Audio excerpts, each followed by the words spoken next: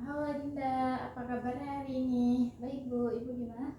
Alhamdulillah, ibu juga baik. Alhamdulillah. Jadi Dinda gimana? Udah nyaman duduknya? Udah Bu? Sarapan udah? Udah. Alhamdulillah. Jadi kira-kira ada keperluan apa nih Dinda kesini? Apa ingin bercerita atau ada keperluan lain? Biasa Bu bercerita.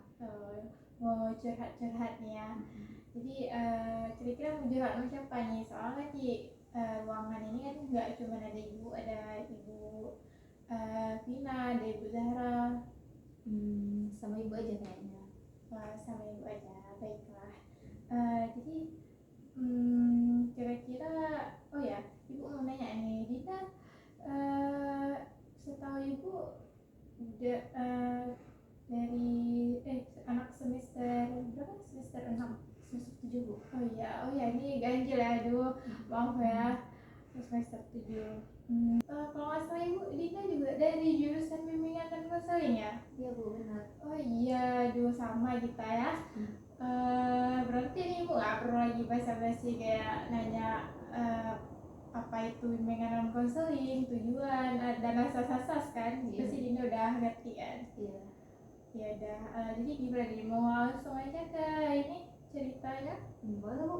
Sebelum itu ibu punya waktu sekitar 30 menit. Apa kira-kira bisa Dinda bercerita sampai waktu 30 menit? Apakah cukup? Bisa Bu? Bisa.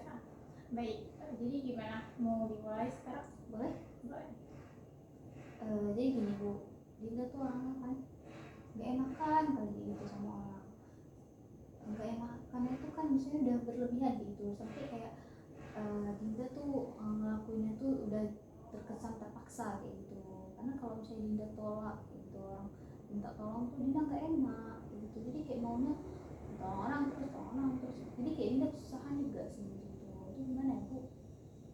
Jadi Dinda ini tipe anak yang nggak enakan ya buat menolak permintaan tolong orang, meskipun Dinda sedang tidak bisa menolong gitu. Jadi Dinda usahakan bakal Dinda tolong gitu, meskipun Dinda nanti akan kesusahan. Iya. Tapi ibu mau tahu lebih spesifiknya nih, kira-kira contohnya gimana, situasi yang gimana nih kira-kira yang membuat Dinda tuh merasakan hal itu? Contohnya tuh gini Bu, Dinda pernah diajak sama temen Dinda tuh buat temenin dia benerin motor ke bengkel. Jujur ya Bu, Dinda sendiri tuh isi bensin motor tuh aja nggak pernah Bu, selalu diisiin sama ayah gitu. Karena Dinda kayak agak anti itu Bu, kalau tempat yang banyak-banyak cowok terus kayak yang nggak Dinda kenal gitu. Bukannya Dinda sok suci, bukan kayak gitu, tapi misalnya memang Dinda nggak bisa kayak gitu. Dinda, energi Dinda kan habis kayak gitu kalau misalnya jumpa sama orang yang Dinda nggak kenal gitu, apalagi cowok kan. Nah di bengkel kan apalagi cowok Bu, hampir nggak pernah kita ketemu cewek kan Bu. Jadi dia ajak temen dia buat benerin motor dia. Dan hari itu Dinda memang juga nggak bisa Bu, apalagi itu sore. Kalau sore mau sampai kapan, sampai maghrib malam gitu. Belum lagi Dinda mikir nanti dia antar Dinda kejauhan gitu, nggak mungkin juga Dinda yang samperin dia ke sana karena kan dia yang butuh Dinda. Jadi Dinda bilang sama dia, aku nggak bisa hari ini, aku ada keperluan lain.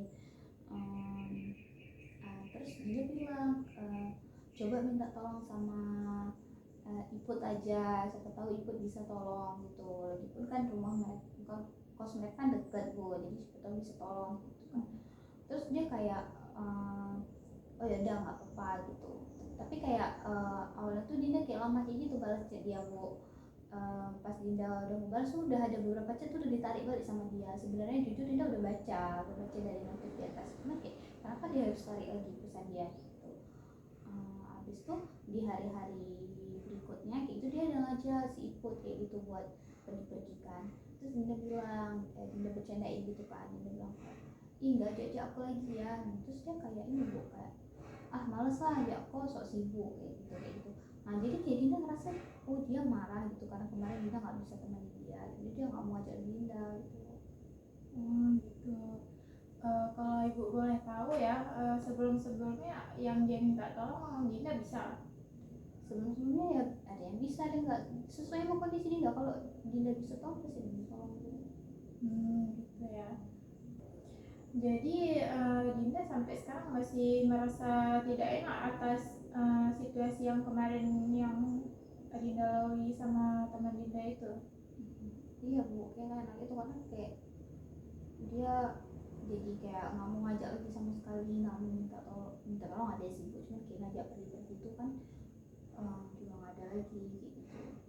Tapi kayak Dinda usaha gitu buat tolong dia biar dia nggak marah lagi. Gitu. Tapi dapat ibu simpulkan sih kalau sikap Dinda ini udah benar ya. Masa kan Dinda juga sudah memberikan solusi ya kepada teman Dinda untuk mengajak teman yang lain gitu. Mungkin yang lain bisa, tapi ibu rasa Dinda tidak perlu lagi merasa bersalah akan hal itu. Terus jadi apakah dari kejadian tersebut memicu Dinda untuk gimana ya, untuk jadi nggak enak gitu kalau misalnya teman-teman lain minta tolong ke Dinda, meskipun Dinda nggak bisa tapi Dinda usahakan gitu. Iya, jadi bu kalau misalnya ada teman-teman lain kayak gitu kan minta tolong, saya takut kejadian yang sama, jadi saya tetap tolong kayak gitu, walaupun jujur dari dalam hati saya tuh saya terpaksa kayak gitu, karena kayak harusnya aku nggak bisa, aku mau ini dulu nanti aku nggak selesai, tapi gara-gara tolong dia kayak gitu, jadi dia udah kayak gitu, jadi udah kayak nyalahin orang. Padahal kan orang kalau misalnya saya nggak bisa, saya nggak bilang nggak bisa, tapi saya nggak enak gitu bu buat nolak. Ya, ibu paham. Jadi coba kamu pikirkan, kan kayak yang kamu bilang tadi, kamu kan gara-gara itu kamu jadi ada rasa kesal tersendiri ya sama teman-teman kamu. Nah, kira-kira apakah itu bakal baik ke diri kamu dan juga nanti hubungan pertemanan kamu? Tak baik bu, saya jadi ngerasa jahat sama diri sendiri juga gitu, kayak kok mau sih itu, kalau nggak mau ya tinggal bilang nggak mau gitu. Terus juga jadi hubungan saya sama kawan-kawan saya juga jadi agak kurang baik ya, karena saya terkesan menghindar gitu, kadang maksudnya kayak saya udah biasa lah bu kayak itu, kayak dia minta tolong nih aku nggak bisa, aku nggak enak nolaknya gitu, jadi kayak dia menghindar gitu kalau pulang atau apa gitu. Jadi kayak jadi perasaan gak enak terus, gak enak. Jadi kan kayak udah Dinda bilang tadi, itu kan nggak baik buat pertemanan Dinda. Maksudnya gini, maksud ibu nggak apa-apa kalau Dinda tuh nolak sekali 2 kali itu nggak apa-apa, karena kan pasti orangnya juga bisa ngerti kalau Dinda tuh nggak free tiap saat, pasti Dinda juga ada kesibukannya sendiri gitu. Jadi menurut ibu kalau Dinda tolak tuh nggak apa-apa, jangan merasa bersalah gitu. Kalau ibu boleh tahu, apakah teman-teman Dinda waktu Dinda butuh selalu ada? Nah itu dia bu, kadang kan pas Dinda minta tolong jarang kali ada yang bisa bantu gitu, kayak apa ya udah Dinda sendiri lagi kayak gitu, kayak sampai kadang sedihnya mikir kayak perasaan kemarin aku mau kalian lah, kok kalian nggak nolong aku gitu, kok kalian nggak bisa nolong aku, emang susah kali permintaan tolong aku, enggak kalian nggak mau gitu kan ya. So, jadi kayak gitu bu, jadi ada negatif thinking buat kawan-kawan yang lain. Nah, jadi kira-kira nih buat Dinda dan juga nanti hubungan pertemanan Dinda dari yang sudah kita bahas, terus kan Dinda juga ya apa ya udah Dinda nih sebenarnya udah tahu apa yang Dinda bisa lakukan, cuman Dinda masih kayak keberatan gitu, masih merasa nggak enak kan. Jadi apa bisa ini ibu minta untuk kedepannya Dinda untuk minta maksudnya kalau teman Dinda minta tolong, kalau emang Dinda nggak bisa ya Dinda tolak gitu. Mau bu, saya selalu mau berusaha buat itu bu, tapi susah. Apa yang membuat Dinda nih merasa susah sehingga nggak bisa keluar dari hal tersebut, dari situasi tersebut? Karena nggak enak itu. Kalau seperti itu terus berarti Dinda mau mempertahankan rasa tidak enak Dinda itu terus? sehingga membuat Dinda terbebani menjalani pertemanan juga. Nantinya kan Dinda juga kesusahan ya sepertinya. Gak mau Dinda Bu. Seharusnya Dinda harus apa? Harus gimana kalau Dinda nggak mau? Ya dimulai dengan cara bilang enggak gitu. Nah benar. Apakah kira-kira nantinya bisa Dinda lakukan? Tapi kalau Dinda bilang enggak dia tersinggung gimana Bu? Ya itu kan bukan gimana ya, itu kan bukan tanggung jawab Dinda. Masalah kan kalau emang Dinda nggak bisa ya itu tanggung jawab dia. Ya dia bisa cari yang teman lain dong. Masalah yang itu jangan Dinda berpikir bahwa yang teman-teman minta tolong tuh jadi tanggung jawab sepenuhnya ke Dinda. Dinda tidak boleh berpikir seperti itu. Gitu ya Bu. Ibu juga mau tahu nih, kira-kira apakah teman lain ada yang seperti itu? Masa pas teman Dinda ini minta tolong terus Dinda nggak bisa, apakah sama marahnya seperti teman Dinda yang Dinda ceritakan itu? Enggak juga sih Bu, yang marah tuh kayak paling beberapa, 1-2 orang aja gitu. Tapi habis marah tuh ya baik lagi, cuman kayak di satu hari itu aja jadi nggak enak.